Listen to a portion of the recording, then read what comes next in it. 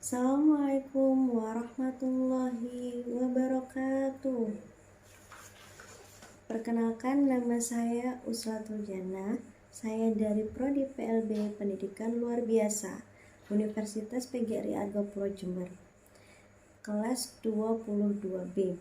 Di video pertama saya akan menerangkan tentang materi UTS, yaitu tunanetra. Sebelumnya teman-teman semua sudah tahu belum apa itu tunanetra?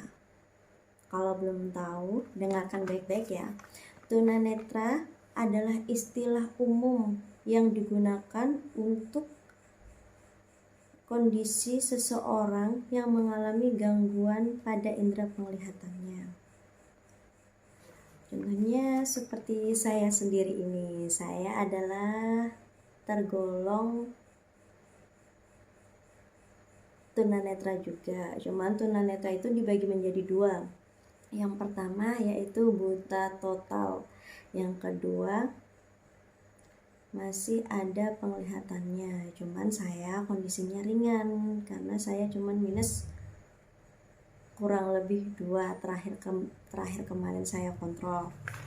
Nah, di sini saya akan menerangkan semua tentang tunanetra. Konsep dasar ketunanetraan dan dampak terhadap perkembangan anak tunanetra. Bidang kemampuannya dibagi menjadi 3. Yang pertama, kognitif. Yang kedua, psikomotorik. Yang ketiga, efektif. Kognitif, yang pertama kognitif, menganalisis konsep dasar ketunanetraan. Yang kedua, psikomotorik, kemampuan membuat asesmen kemampuan anak tunanetra. Yang ketiga yaitu efektif, mengelola dampak ketunanetraan terhadap perkembangan bahasa, kognitif, orientasi mobilitas, dan perkembangan sosial anak tunanetra. Ruang lingkup anak tunanetra dan faktor penyebab terjadinya anak tunanetra ada 3, yaitu prenatal, natal, dan postnatal. Nah, menurut para ahli, beberapa penelitian para ahli yang terbaru dari segi medis, secara legal seorang dikatakan buta apabila ketajaman penglihatan 20/200 atau kurang pada mata yang terbaik setelah dikoreksi, atau lantang pandangannya tidak lebih besar dari 20 derajat. Dari segi pendidikan, seorang dikatakan buta secara fungsional apabila seluruh saluran utama yang dipergunakan dalam belajar adalah perabaan atau pendengaran. Contoh buta total, sama sekali tidak melihat cahaya. Kalau orang buta total biasanya kebanyakan pakai tongkat atau dibantu sama keluarga untuk melakukan aktivitas. Itu buta total. Low vision, masih ada sisa penglihatan atau cahaya. Dan konsep dasar anak dengan gangguan penglihatan, visual impairment, merupakan pada kelainan yang berkaitan dengan kerusakan pada fungsi organ penglihatan. Istilah ini banyak digunakan pada dunia medis. Yang ketiga, visual disability, merujuk pada keterbatasan atau hambatan pada diri seseorang dalam menjalankan kegiatan dan fungsinya karena adanya gangguan penglihatan.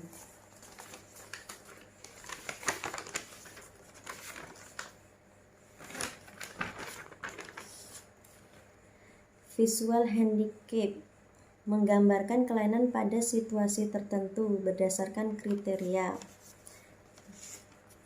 atau normal atau pada umumnya. Penyebab ketunanetraan yang pertama yaitu prenatal. Keturunan pertumbuhan seorang anak dalam kandungan, gangguan waktu ibu mengandung. Contoh, hamil yang memiliki penyakit menahun seperti TBC, infeksi atau luka yang dialami oleh ibu hamil akibat terkena rubella atau cacar air, infeksi karena penyakit kotor, toksoplasmosis, dan tumor. Terus yang kedua yaitu kurangnya vitamin tertentu. Nah, itu kenapa ibu hamil selalu harus tiap bulan kontrol. Hindari orang-orang yang memiliki penyakit menular agar kandungannya bagus, tidak terkontaminasi atau terpapar, dan mengakibatkan janin memiliki gangguan di dalamnya. Supaya janin tetap sehat, hindari kotoran kucing. Kotoran kucing itu mengakibatkan toksoplasma. Ya, jadi ibu hamil itu tidak boleh membersihkan kotoran kucing. Main sama kucing boleh, asalkan setelah main itu cuci tangan. Kebanyakan kan wanita sekarang suka sama kucing ya, suka memelihara. Kalau dikasih tahu, oh enggak apa-apa, ya emang enggak apa-apa. Yang penting harus jaga kebersihan dan juga tidak perlu ikut-ikut membersihkan kotoran kucing, takut terjangkit toksoplasmosis ya. Terus yang kedua yaitu natal, kerusakan pada mata atau saraf mata pada waktu persalinan. Yang kedua, kelahiran sungsang. Yang ketiga, bayi prematur. Yang keempat, bayi postmatur. Yang kelima, kekurangan oksigen. Yang keenam, proses kelahiran yang membutuhkan waktu lama. Yang ketujuh, tulang ibu yang tidak proporsional. Nah, kenapa kalau anak atau seseorang mau melahirkan itu jalannya lama, proses persalinannya lama, kenapa harus dilakukan operasi? Karena takutnya akan terjadi seperti hal-hal yang tidak diinginkan.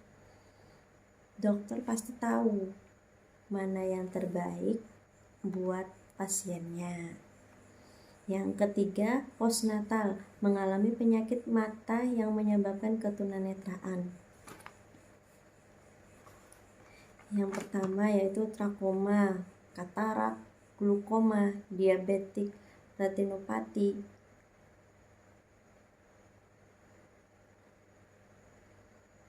retinopati of premature atau kecelakaan. Yang kedua, konjungtivitis atau mata merah adalah peradangan yang terjadi pada konjungtiva. Yang ketiga, selaput bening yang melapisi bagian depan mata, atau bisa kalau orang-orang dikatakan rabun ya, rabun yang ada putih-putihnya di area hitam-hitamnya mata, ini kornea matanya ya. Yang keempat, trikiasis adalah pertumbuhan bulu mata ke arah kornea, menyebabkan iritasi hingga kerusakan pada kornea. Dapat diatasi dengan epilasi, elektrolisis, krioterapi, laser tremablation. Menjelaskan tentang karakteristik anak tunanetra. Pertama yaitu kognitif. Keterbatasan atau ketidakmampuan penglihatan berpengaruh pada perkembangan dan proses belajar siswa. Lowenfeld sebagaimana yang dikutip oleh Ardi Wijaya menggambarkan dampak kebutaan dan perkembangan kognitif anak. Ia mendefinisikan keterbatasan anak ada 3, yaitu yang pertama, tingkat dan keanekaragaman pengalaman. Pengalaman anak tunanetra diperoleh dari indera-indera yang masih berfungsi pada tubuhnya, terutama indera pendengaran dan perabaan. Kedua indera tersebut tidak dapat menyeluruh dalam memberikan informasi seperti warna, ukuran, dan fungsi.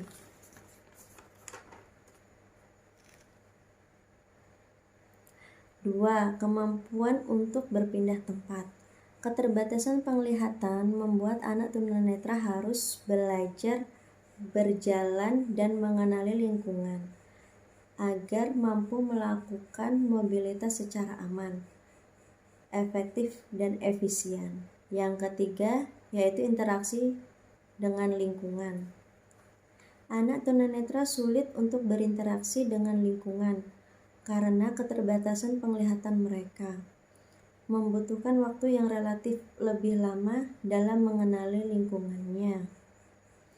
Nah, di sini ada yang kedua, yaitu akademik.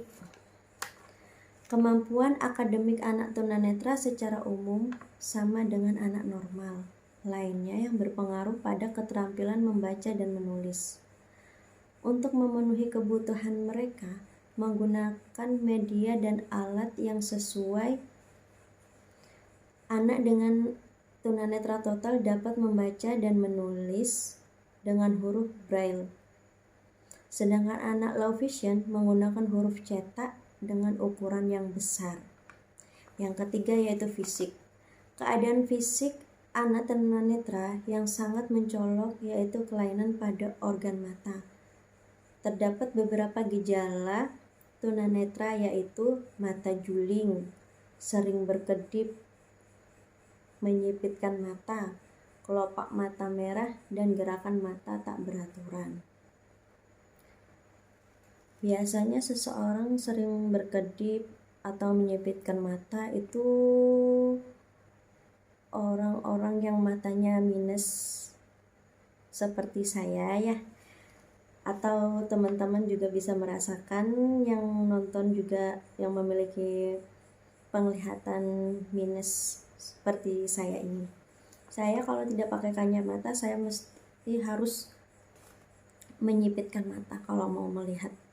Kalau dari kejauhan tidak kelihatan apa-apa, kabur, atau kalau bahasa Jawanya burem. Nah, yang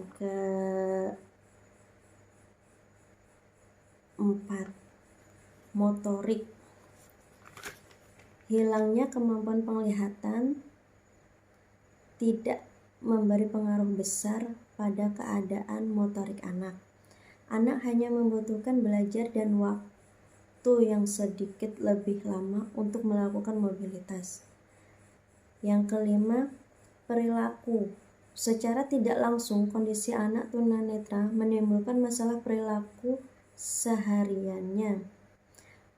Wujud perilaku tersebut dapat berupa menggosok mata secara berlebihan, menutup atau melindungi mata sebelah, memiringkan kepala, atau mencondongkan kepala ke depan. Yang keenam, pribadi dan sosial. Mereka sulit dalam mengamati dan menirukan perilaku sosial dengan benar. Mereka membutuhkan latihan dalam pengembangan persahabatan dengan sekitar, menjaga kontak mata dan orientasi wajah. Sementara karakteristik sosial yang umum terlihat pada anak tunanetra yaitu hambatan kepribadian seperti curiga, mudah tersinggung, dan ketergantungan yang besar pada orang sekelilingnya. Media pembelajaran anak tunanetra. Yang pertama, huruf Braille. Digunakan untuk keperluan membaca dan menulis bagi anak tunanetra.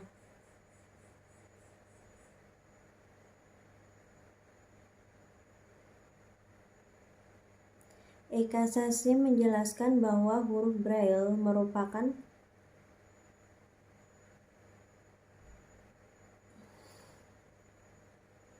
kumpulan titik-titik timbul yang disusun untuk menggantikan huruf biasa untuk para penyandang tunanetra. Sebelum ditemukan huruf Braille, anak-anak tunanetra belajar menggunakan huruf Latin yang dibuat timbul. Namun,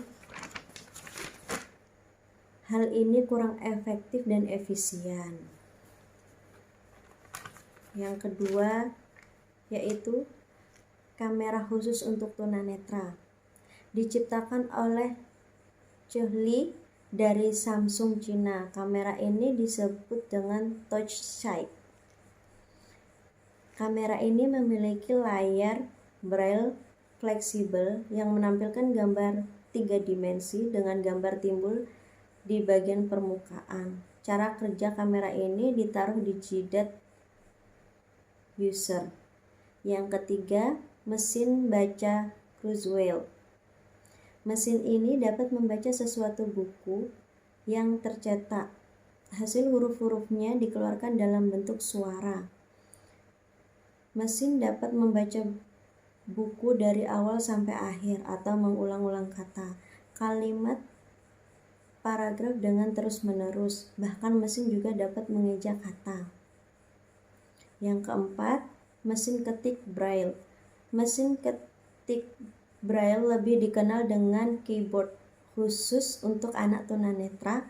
Keterampilan menggunakan keyboard ini sangat berguna untuk proses pembelajaran dan keahlian. Yang kelima, papan hitung dan sempoa.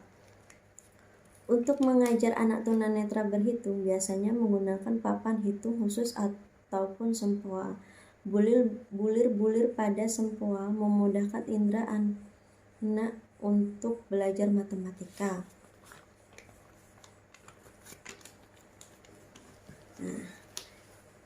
Identifikasi dan klasifikasi tunanetra. Ada 5 hal yang harus saya jelaskan di sini. Yang pertama yaitu definisi, yang kedua identifikasi, yang ketiga kriteria, yang keempat klasifikasi, yang kelima karakteristik. Yang pertama yaitu definisi. Definisi adalah batasan suatu fakta, objek, konsep, dan keadaan berdasarkan waktu dan tempat suatu kajian. Yang kedua, identifikasi.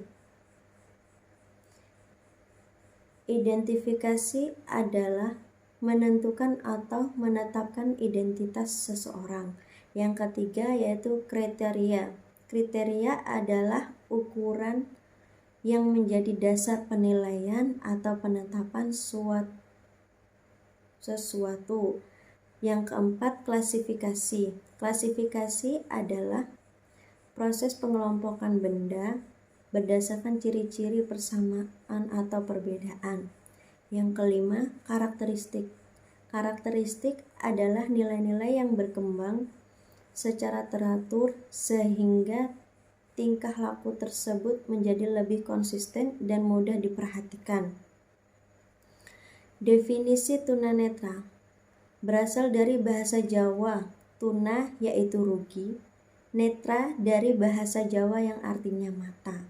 Jadi, tunanetra adalah kerugian yang disebabkan oleh terganggunya organ mata.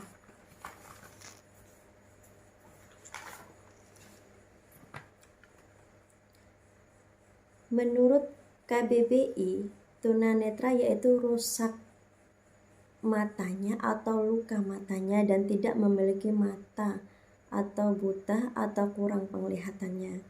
Menurut ahli, tunanetra adalah anak yang tidak bisa menggunakan fungsi penglihatannya secara optimal, ringan, sedang maupun berat. Sehingga dalam proses belajarnya, penyandang tunanetra memerlukan layanan khusus dan mengandalkan audiktif atau indera pendengaran. Identifikasi dilihat dari anatomis fisiologis. Anatomi mata rusak sehingga terganggu fungsi penglihatan. Dibagi menjadi 2. Yang pertama dari segi medis. Ketunanetraannya dikaitkan dengan penyakit dan anatomi fungsinya, sehingga perlu pengobatan karena perlu koreksi dari dokter. Yang kedua, estetis optometris atau singkatannya IO. Ketunanetraan karena mata mengalami kerusakan sehingga terlihat jelek, sehingga perlu diberi alat bantu visual. Klasifikasi ketunanetraan dibagi menjadi 5, yaitu kelompok dengan penglihatan agak normal, tetap membutuhkan koreksi lensa dan alat bantu baca. Kedua, kelompok dengan ketajaman penglihatannya kurang atau sedang yang memerlukan pencahayaan sehingga memerlukan pencahayaan yang cukup dan alat bantu membaca. Yang ketiga, yaitu kelompok yang memiliki penglihatan pusat rendah dan memiliki ketidakmampuan memperoleh pengalaman akibat memiliki kerusakan penglihatan atau lantang pandang sedang. Yang keempat, yaitu kelompok yang memiliki fungsi penglihatan buruk, lantang pandang rendah, dan perlu alat bantu membaca. Yang kelima, kelompok yang termasuk buta total. Karakteristik yang selanjutnya yaitu karakteristik. Karakteristik tunanetra dibagi menjadi 4. Yang pertama, kemampuan melihat. Yang kedua, kemampuan persepsi cahaya. Yang ketiga, kemampuan melihat ketajaman penglihatan. Yang keempat, saat terjadinya ketunanetraan. Kita bahas yang pertama dulu, yaitu kemampuan melihat dibagi menjadi 2.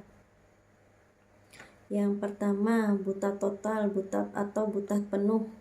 Sama sekali tidak bisa melihat entah itu terang ataupun gelap.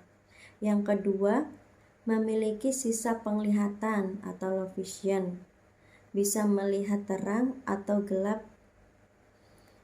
Ini dibagi menjadi 5 jenis, yaitu yang sisa penglihatan itu dibagi 5 jenis. Yang pertama, light perception, gelap terang.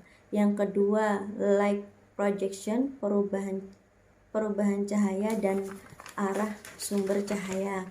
Yang ketiga, tunnel vision, hanya melihat tengah saja.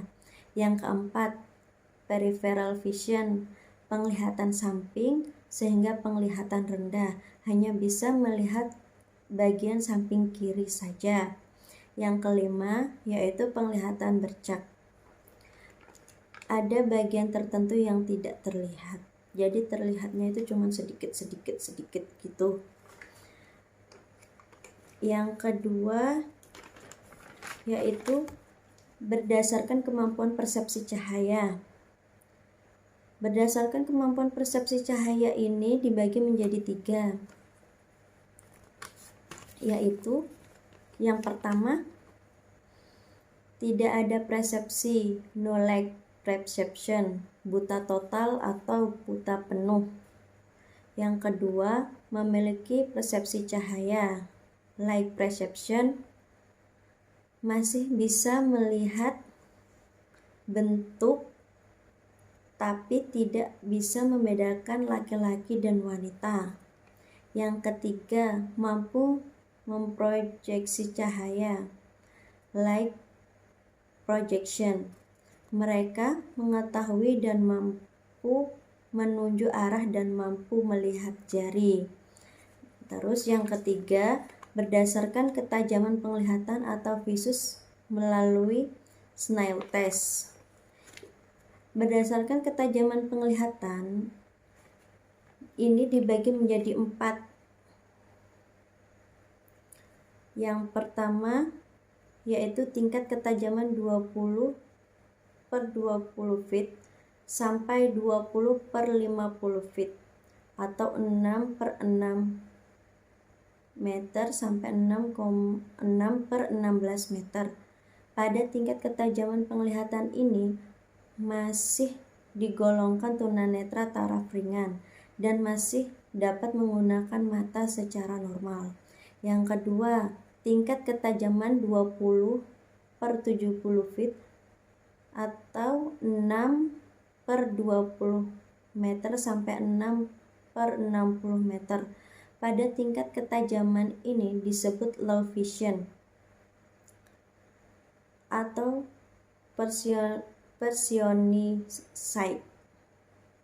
Dengan memodifikasi objek atau benda yang dilihat atau menggunakan alat bantu masih bisa dikoreksi dengan baik. Yang ketiga yaitu tingkat ketajaman 20/200 feet atau lebih, 6/60 meter atau lebih.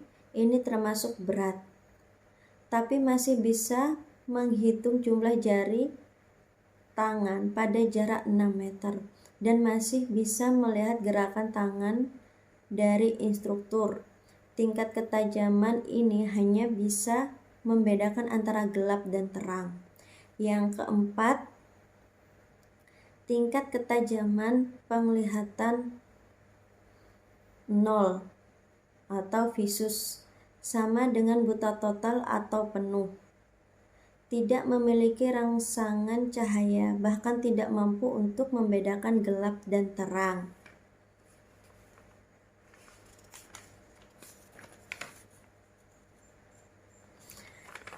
Yang keempat yaitu saat terjadinya ketunanetraan dibagi menjadi 3.